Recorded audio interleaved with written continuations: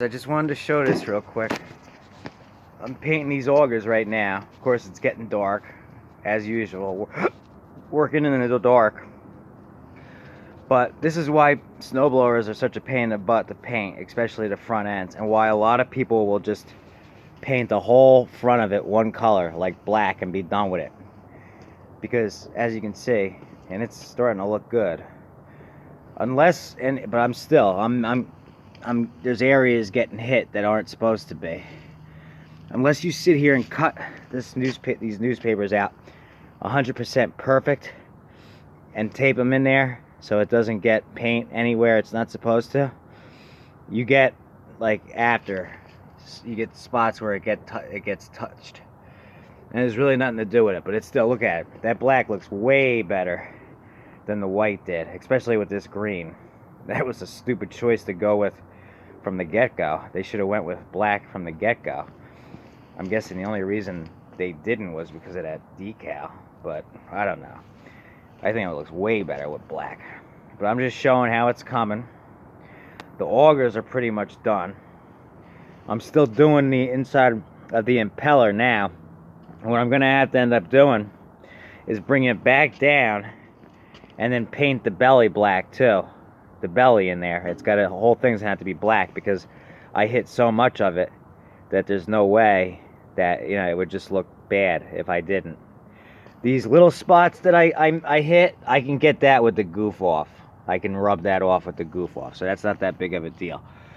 But I just figured I'd show how it's coming out and why a lot of people, when it comes to repainting snowblowers, why they just do the whole front of it one color, because it's a lot to deal with. Unless you take all this out, which is a real pain in the butt, and a lot of times the stuff's rusted in there. Okay, that's one way. All right, if you want to do a full-blown resto. The only other way is to get newspaper like this and cut it out perfectly and tape it in there and cover every square inch that you don't want touched, and then go in there and hit it. And I didn't do that. I taped some areas, I held the paper in a few other areas, and right now I'm just kind of just shooting it in to the impeller and getting that. And it's coming out great. It might not look 100% perfect. There might be a few spots you could tell, but it'll look 99%, and it'll sell for good money now. So I just wanted to show that. You can still see a little bit of white on the very side of the one there. I can't get that. It's like, well, I might be able to if I jam a piece of newspaper in there and then shoot the paint in, but it's just really difficult. But anyway, just figured I'd show it. It's coming out looking good. After that, she's ready to go. Tomorrow I'll take photos of it, and then she's ready to go. So, all right, guys, thanks for watching. That's just my little tip on painting, especially when it comes to snowblowers. If you found this helpful, give me a thumbs up. If you haven't subscribed already, please do so. I'm a growing YouTuber myself here. And leave a comment down below and let me know what you think. Let me know what you think of how it looked before and now. How it looked with that ugly white and now. Previous videos show how it was before. I think it looks 1,000 times better. Black with the black. Black always looks better. That's just my opinion. On the older machines, that's how they did things. They did things red and white, black and white. Excuse me, red and white, orange and white. Everything they used white. And then around 1980, they started using black. But with this color, white was never good. It was just not, it was... Even if this thing had been built way back then, black still would have looked better than white. It's just the color combinations. Everything now, the way they paint things now, everything looks uniform. Back in the day, the way they did colors, everything was more vibrant back then. Like the 60s, everything was painted with really vibrant colors, you know what I mean? And up until the 70s, and then the 80s came and they toned everything down. And it stayed that way. And now it's still that way. They just kind of I don't know. Like, have you seen those? I'm railing on now, but have you seen those Teslas?